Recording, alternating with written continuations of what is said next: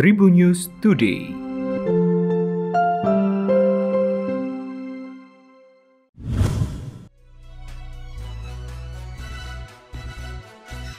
Halo Tribuners, berjumpa kembali bersama Memes yang akan berbagi informasi untuk kamu dimulai dari berita nasional.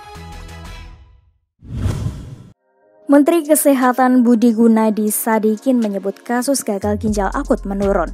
Penurunan tersebut menurut Budi terjadi pasca dikeluarkannya kebijakan penarikan sejumlah obat sirup yang mengandung bahan pelarut yang diduga menjadi pemicu gagal ginjal akut pada anak. Diketahui kandungan bahan pelarut itu seperti dietilen glikol dan etilen glikol. Budi mengatakan pihaknya mendapatkan data yang menunjukkan adanya penurunan tren kasus kematian karena gagal ginjal akut. Data tersebut, kata Budi, didapat haknya setelah memverifikasi sejumlah rumah sakit yang terdapat pasien gagal ginjal.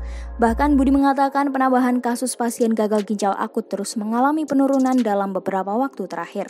Selain itu, Budi juga menyampaikan terkait tren penurunan kasus kematian akibat penyakit gagal ginjal akut. Kata Budi, kebijakan belum diberlakukan tingkat kematian akibat gagal ginjal akut mencapai 60% dari 5 pasien yang dirawat di rumah sakit. Budi mengungkapkan dalam beberapa waktu terakhir tidak tercatat adanya pasien gagal ginjal akut yang meninggal dunia saat menjalani perawatan. Berita selanjutnya dari internasional Tribuners. Sebagian besar dari mereka yang terluka atau tewas dalam insiden Halloween di kawasan Itaewon, Seoul, Korea Selatan pada Sabtu 29 Oktober 2022 merupakan remaja atau orang berusia 20-an tahun. Pernyataan ini disampaikan Kepala Pemadam Kebakaran Yongsan Choi Song-bum. Dalam informasi pada Minggu pagi, ia mengatakan bahwa setidaknya lebih dari 150 orang tewas dan 76 orang terluka. 19 dari korban terluka mengalami kondisi luka parah dan 57 lainnya menderita luka ringan. Sebelumnya pada Sabtu malam waktu sempat saat para pejabat masih berusaha memahami penyebab tragedi itu, pihak berwenang mengatakan sebanyak 150 orang mengalami luka-luka. Presiden Korea Selatan Yoon Suk Yeol mendesak para pejabat untuk segera mengidentifikasi mereka yang tewas karena banyak orang masih belum ditemukan. Berita selanjutnya dari Selebriti Tribuners. Tragedi memilukan baru saja terjadi di Itaewon, Korea Selatan saat perayaan Halloween.